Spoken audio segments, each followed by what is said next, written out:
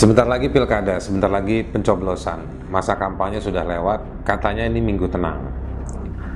Di minggu tenang ini, mari kita mengumpulkan energi kita, menguatkan iman kita, menguatkan pikiran kita, untuk pada saat pencoblosan, benar-benar kita sebagai warga, sebagai manusia berdaulat untuk memilih siapa yang patut kita pilih sebagai gubernur, sebagai bupati, atau sebagai wali kota. Saya tahu teman-teman Lokataru dan juga banyak teman-teman lain di daerah yang melakukan banyak pemantauan. Temuan-temuan mereka mengatakan bahwa ada sejumlah orang yang menggunakan kewenangan-kewenangan dari institusinya untuk menekan sejumlah pihak yang akan maju di dalam kontestasi pilkada tersebut. Ada sejumlah orang yang menggunakan jabatannya, menggunakan posisi publiknya, menggunakan kewenangannya untuk memudahkan, untuk mengangkat seolah-olah berkampanye untuk calon-calon tertentu. Jelas ini mirip seperti apa yang terjadi ketika atau menjelang Pilpres tahun 2024 yang dipimpin langsung oleh Saudara Joko Widodo, presiden waktu itu, yang dia berpihak pada salah satu kandidat, yang mana kandidat tersebut ada anaknya. Contoh dari Jokowi itu kemudian yang hari ini menyebar, dicontoh, dipraktekkan oleh banyak pejabat di banyak tempat. Ada 500 lebih pilkada serentak dalam waktu dekat ini, dan banyak pejabat yang menggunakan kewenangan tersebut. Jelas ini tidak bisa dibenarkan. Anda mau menguji dari atas, bawah, depan, belakang, kanan, kiri, ini tidak masuk akal dan tidak etis.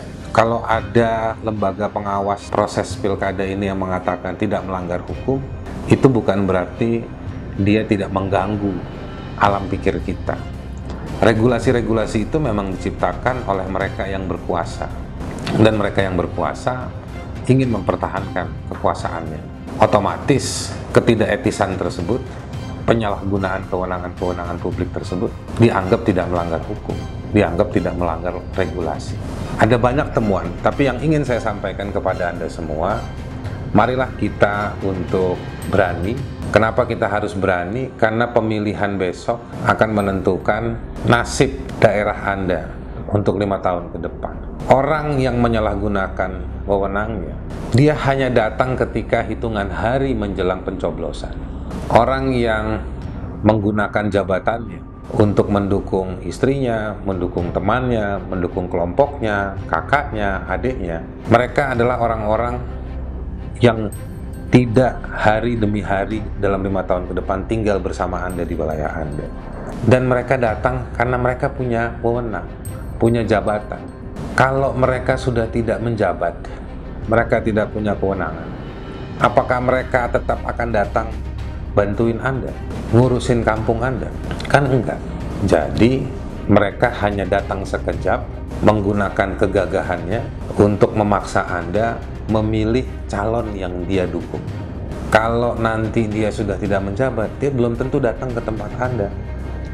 Nah, siapa yang mempertahankan atau yang mendorong tempat Anda menjadi lebih baik? Ya Anda sendiri. Untuk itu, saya ingin mengajak buat banyak warga di Indonesia, di Papua, di mana-mana, untuk berani. Tidak usah khawatir, tidak usah takut atas desakan, intimidasi, rayuan, atau jebakan-jebakan untuk memaksa Anda atau membuat Anda terpaksa memilih seperti yang mereka inginkan. Anda kuatkan pikiran Anda, kuatkan hati Anda untuk memilih orang yang memang tepat, orang yang bisa menjawab problem Anda. Orang-orang yang datang ke Anda itu, Anda coba ingat-ingat, tahun lalu waktu jalanan di kampung Anda rusak, waktu jembatan belum dibangun, waktu berbagai hal terjadi, adakah mereka membantu Anda? Kalau memang mereka datang, dan di waktu yang lain, di waktu yang susah lainnya mereka datang, maka benar dia teman Anda.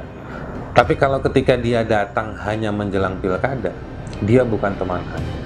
Jadi ingat, yang berharga bukan mereka yang menjabat, bukan mereka yang berpangkat tinggi, bukan mereka yang punya kewenangan, tapi kalian yang punya suara.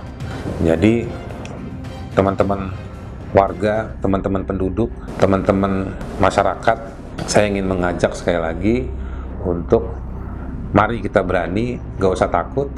Kalau Anda diintimidasi, Anda dirayu, Anda dijebak, atau Anda melihat semua peristiwa itu, dokumentasikan. Anda catat, Anda videokan, atau Anda ingat-ingat sampai di rumah Anda catat, Anda ceritakan kepada orang yang Anda percaya. Jika itu terjadi kepada diri Anda jangan takut, Anda hadapi itu semua. Insya Allah bakal banyak yang membantu, termasuk saya akan bantu Anda, meskipun Anda akan diproses hukum.